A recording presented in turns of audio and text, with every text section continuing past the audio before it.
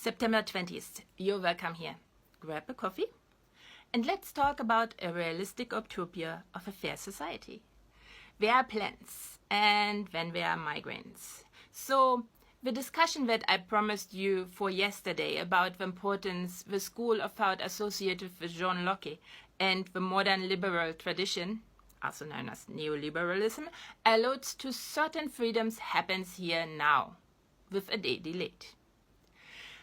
Basically, this school of thought is the antipole to the school of thought associated with Jean-Jacques Rousseau. Where Rousseau said political and democratic freedoms are the most important, while personal freedoms are, at best, instrumentally important, whence they help to promote a healthy democratic culture, Locke considers personal freedoms the most important, while political and democratic freedoms, according to him, are only means to securing personal freedoms and economic prosperity more widely. This school of thought sees no intrinsic value in political and democratic freedoms. They want to the state to be removed from the lives of the people. That's conservatism. Okay, let's translate this into the language of the idea that society is a dataset that allows people to align their self-generated models of the world to a degree necessary to be able to cooperate with each other at the levels they pursued. It means that from all the data that goes into the individual model, a certain percentage is agreed upon from all members to be shared, while the rest is of the members' free choosing. You create a video game that shall be individualized. A certain set of data is agreed upon, goes into the regeneration of the world. The rest, everyone can freely choose.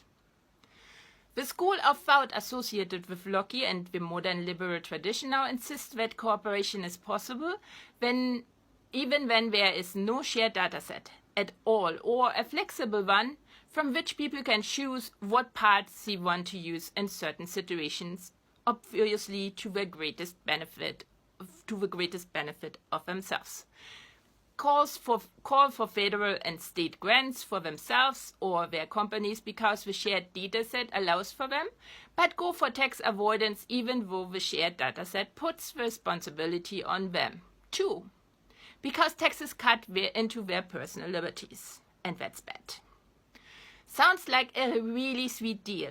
You get the best, you get the benefits from the contract without any responsibility. It's basically the Ukraine with the EU telling them we want the economic freedoms, but we don't want to pay for them. But here is why it doesn't work as a basis for free and equal society, and most definitely not as a basis for a fair one. And the main argument is found in the reason why we form groups, societies, and cooperate. Looking at the animal kingdom, of which humans are a part of, shows that we'd be able to survive if we all simply have generated our models of the world using whatever data we choose. We would lead lives in which we mainly exploit existing knowledge. For example, our searches for food would be planned. We were looking for apples in apple orchard. We know exactly what we are looking for and in what surroundings. To the point that at one time we will start to plant the things or raise the domesticated livestock in the surroundings that are best for them. It would make us susceptible to harvest failures and pests, but overall it would deliver a steady payoff at a predictable time and place, what allows us to survive.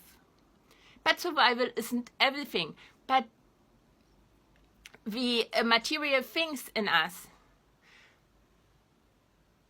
that we are made from wouldn't get any closer to their lowest energy state while they are in an equilibrium with the entirety of their surroundings. That requires exploring for new information, exploring the surroundings. So you will learn what it takes to be in equilibrium with it. And the more randomized the search, the more we lean into the unknown and discover what we can bear, the higher the possible payoff. But that's risky for the individual. So risky that survival wouldn't be guaranteed, except the risk is offset by cooperation. How do we cooperate when the models of the worlds every human lives in are totally diverse because the data going into the models is selected subjectively? We can't. Because cooperation requires us to identify common problems, select the preferred levers to pull from those jointly detected in our models of the world, and set collective goals in our models of the world. We need a common basis to start from to do all this. We only get to a common basis when all parties partaking in the cooperation agree to use a common data set in their individual word generation process and agree to do so constantly, without fail. Especially when it comes to the part where the individual chairs their success of the randomized search, seed engaged in because their risk had been offset by the support of other partners that the other partners had promised in the cooperation agreement, because this is the only reason why every member ever entered the agreement in the first place. The successes enable all members to continue. Once the successes are not shared anymore, some will be forced back into the exploiting lifestyle they had before the cooperation ever started. Only that now the contract tells them to share the low payoff of these exploiting work that they can generate from it, with those who kept all their success from their randomized search to themselves, the high payoff.